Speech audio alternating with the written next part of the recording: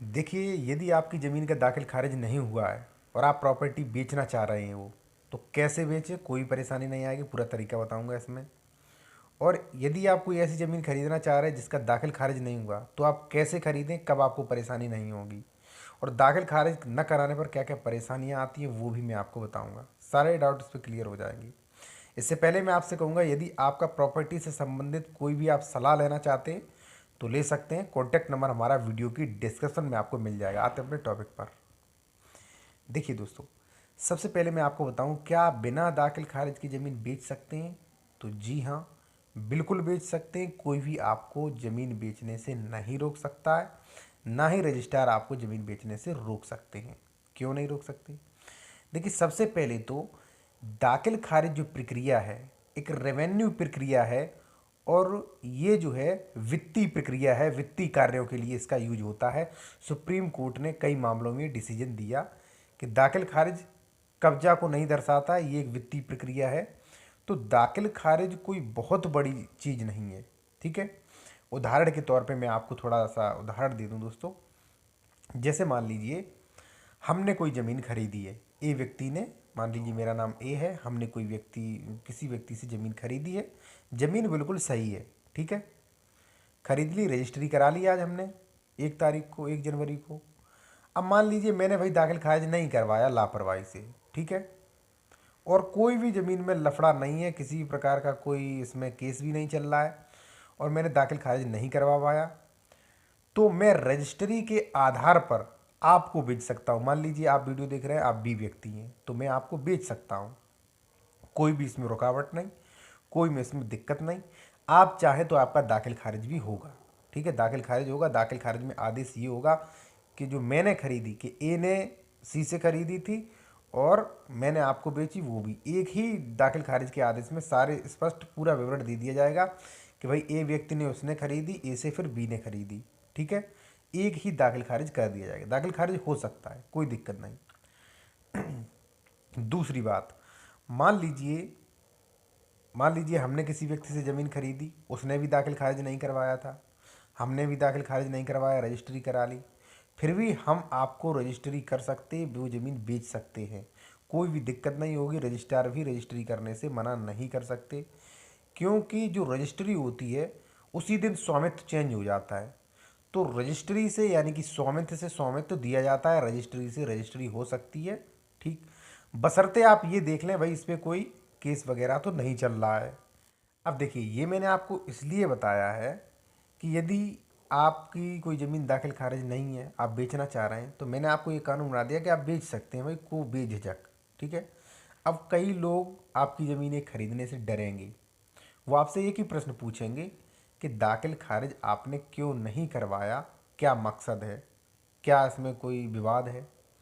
तो देखिए, वो लोग इसलिए डरते हैं क्योंकि जैसे मान लीजिए आपने दाखिल खारिज नहीं कराया, तो लोग समझते हैं भाई इस पर कोई लफड़ा है। और लफड़ा नहीं है तो आपने कराया क्यों नहीं दाखिल खारिज, ठीक है। तो यदि आपकी ज़मीन पे कोई लफड़ा नहीं है किसी भी प्रकार का, तो आप करवा सकते हैं, और करवा लीजिए दाखिल खारिज, हो जाएगा आपका दाखिल खारिज। और बहुत पुराना है फिर भी हो जाएगा, इसके लिए भी प्रावधान है, ठीक है। तो जब भी आप ज़मीन बेचेंगे, ज़मीन बेच सकते हैं, अधिकारी कोई नहीं रोकेगा, बशर्ते जिसे आप बेच रहे हैं वो आपकी ज़मीन खरीदने के लिए एग्री हो जाए, ठीक है। एग्री लोग इसलिए नहीं होते, उन्हें लगता है कि भाई दाखिल खारिज पे कोई लफड़ा है, इसलिए जो है इन्होंने दाखिल खारिज नहीं करवाया है। तो मैंने आपको बता दिया कि बिना दाखिल खारिज के भी ज़मीन बेच सकते, कानून के अकॉर्डिंग कोई भी दिक्कत नहीं आएगी।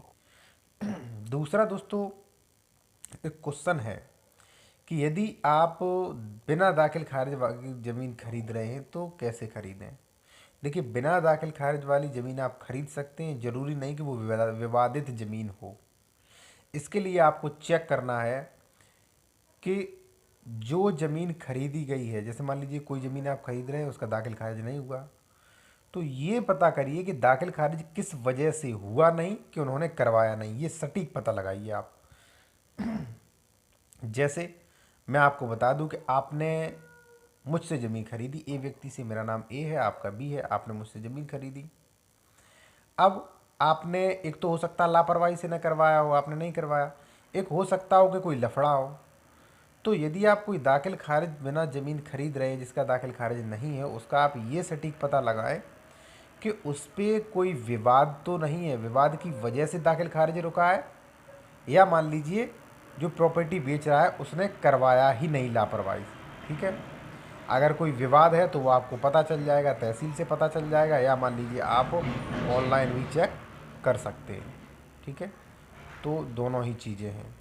ठीक, अब देखिए बिना दाखिल खारिज वाली ज़मीन लोग इसलिए नहीं खरीदते, इसलिए नहीं खरीदनी चाहिए क्योंकि हो सकता है उस पर कोई विवाद चल रहा हो, विवाद के कारण से वो ज़मीन रुकी हो। ठीक है, मान लीजिए किसी ने आपत्ति दे दी हो इसलिए दाखिल खारिज न रुका हो, मान लीजिए कोई डबल रजिस्ट्री का मैटर हो इसलिए दाखिल खारिज न हुआ हो, या मान लीजिए कोई अन्य कोई मामला है कोर्ट में विचाराधीन इसलिए दाखिल खारिज नहीं हो रहा है। तो यदि आप बिना दाखिल ज़मीन खरीद रहे, ऐसी ज़मीन खरीद रहे जिसका दाखिल खारिज नहीं हुआ, तो उसका आप रीज़न पता करें किस लिए दाखिल खारिज नहीं हुआ। ठीक है, अगर रीज़न सही है, कोई रीज़न नहीं है, तो आप खरीद सकते हैं, नो टेंशन।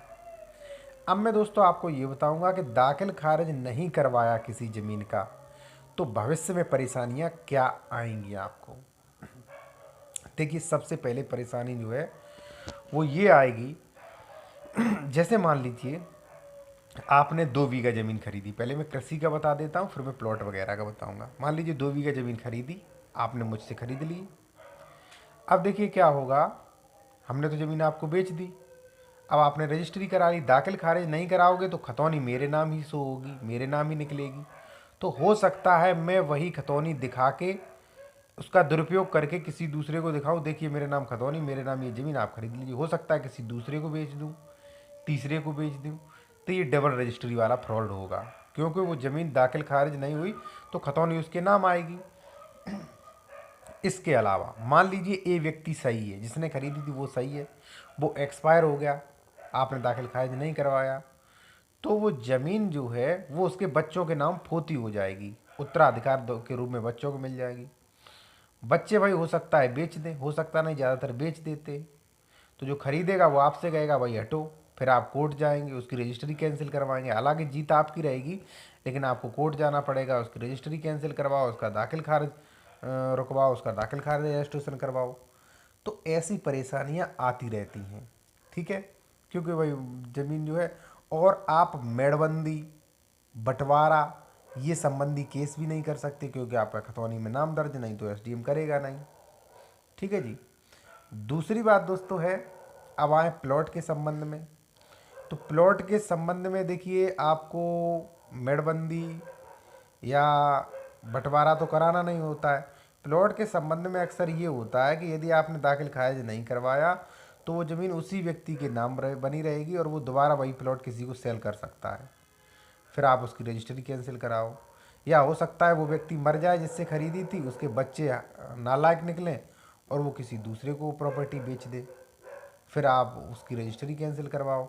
या हो सकता है मान लीजिए 50 साल बाद दिक्कत हुई, आप भी उस समय एक्सपायर हो गए, तो उसके बच्चे आपके बच्चे को परेशान कर सकते हैं।